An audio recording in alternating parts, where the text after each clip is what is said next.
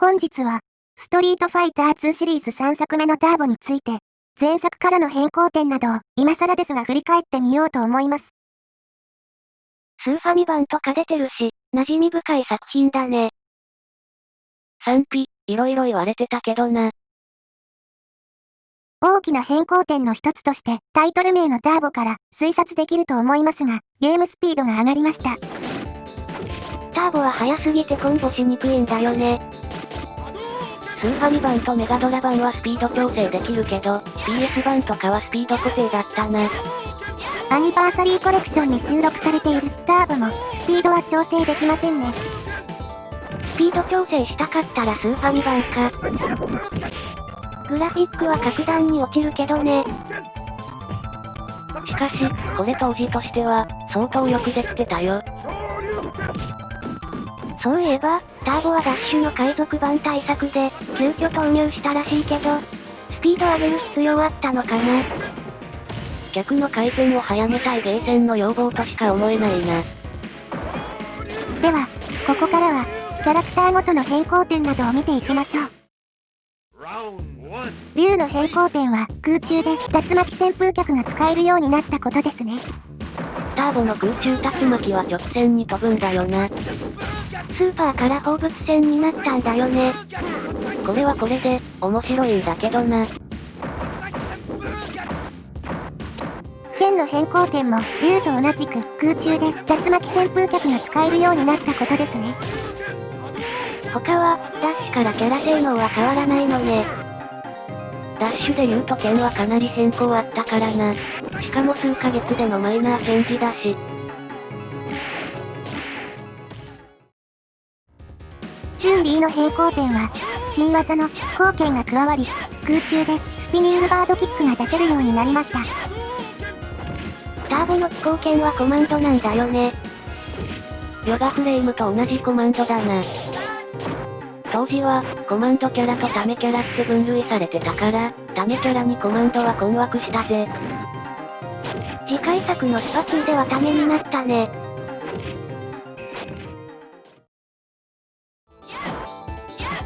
ブランカの変更点は、ローリングアタックの上方向版とも言える新技のバーチカルローリングが追加されました。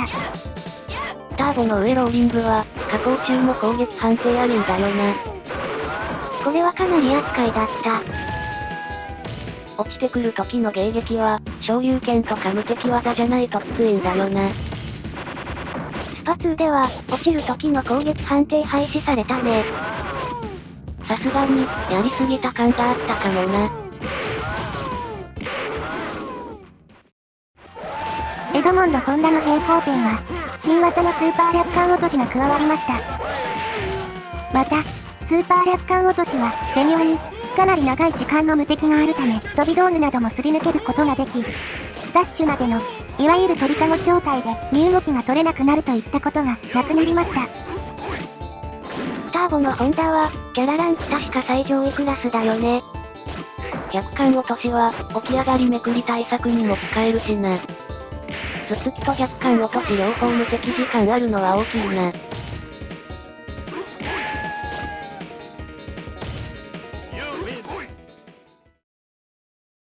ザンギエフの変更点は、キックボタン3つ同時押しで出せるようになった、新技のハイスピードダブルラリアットが加わりました。ハイスピードダブルラリアット中は、足元も無敵になっており、足払いや、サガットの下段タイガーショットをかわすことができるようになりました。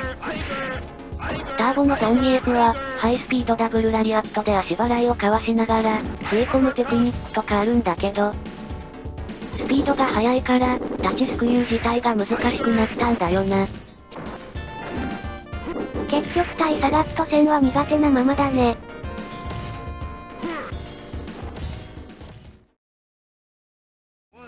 ターボのガイルは、ソニックブームの硬直時間が長くなり、サマーソルトの着地時の隙が長くなるなどの弱体化が行われました。また、通常技についても、一部入れにくくなるなどの弱体化がされているようです。ダッシュに続いて、今回も弱体化なのね。ダッシュでも強すぎたからな。弱体化に弱体化されても、まだ強いのがガイル様だぜ。四天王以外の8キャラで、唯一、新技が一つもないんだよね。ガイルは、ほぼ完成されてるからな。ターボでのダルシムは、新技のヨガテレポートが加わった以外、大きな変更点はないようです。テレポートは、最初面白そうだと思って、遊んでたけどすぐ飽きたな。ダルシムは使いこなすのが難しいよね。ゲーセンでザンギエフとかは、意外に多かったけど、ダルシム人口は極端に少なかった印象だな。奥さん綺麗なのにね。全く関係ないだろ。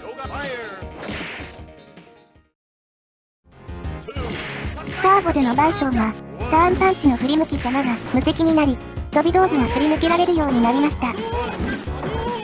また、通常攻撃の当たり判定も一部変更になってるようです。バイソンは、ダッシュの時、竜に鳥かご状態にされたらどうしようもなかったから、この変更はでかかった。ほぼ、脱出不可能だったね。だけど、相変わらず、ダッシュストレートとかは、足払いで止められるんだよな。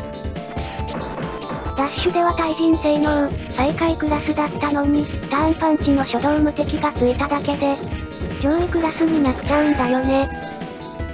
バランス調整は難しいな。バルログの主な変更点は、バックスラッシュがレバーを後ろに素早く2回引く方法から、パンチボタンを3つ同時押しに変更されました。他に、空中投げとイズナドロップの投げられる範囲が広くなった反面、スライディングの当たり判定が短くなったことなどが挙げられます。バックスラッシュは誤操作多かったから、3つボタンで使い勝手は良くなったな。しかしバルログは動き早いのに、ゲームスピードが上がったから操作しにくくなったな。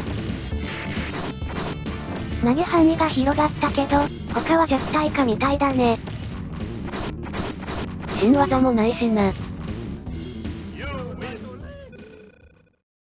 ターボでのサガットは、タイガーショットの硬直時間が長くなり、ジャンプ台キックなどのリーチが短くなったなどが挙げられ、弱体化したのではないでしょうか。ターボのサガットをやり込んだわけじゃないけど、そこまで弱くなったって感じはしないけどな。スピードが速くなってるから、硬直時間が少し長くなっても分かりにくいんだよね。ダッシュで強すぎたってのもあるから、少々の弱体化は仕方ないかもな。ジャンプ台キックのリーチが短くなったのだけはわかるけどな。言われてみれば、そんな気もする。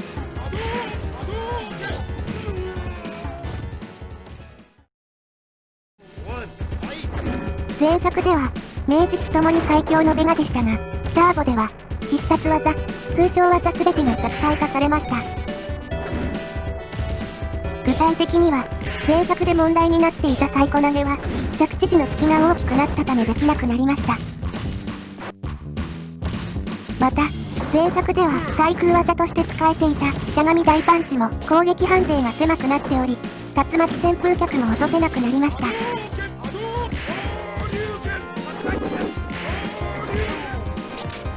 ダブル2も弱体化されたんだよな。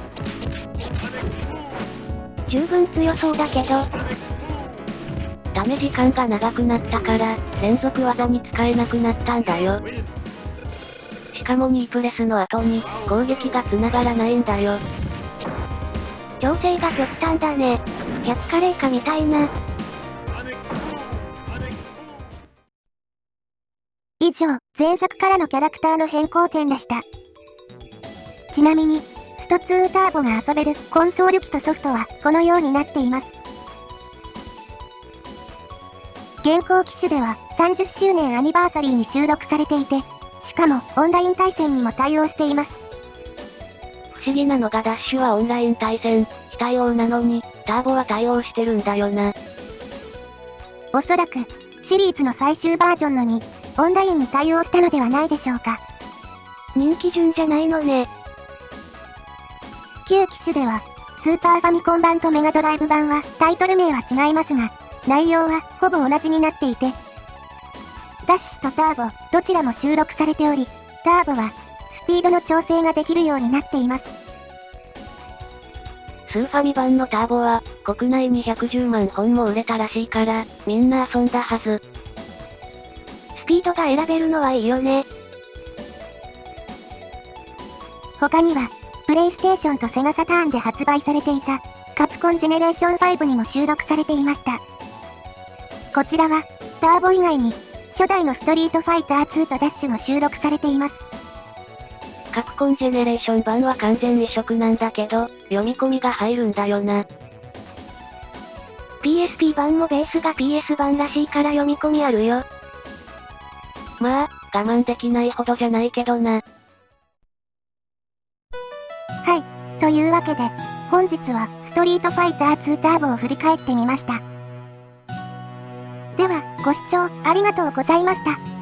また見てね。ありがとうだぜ。またねー。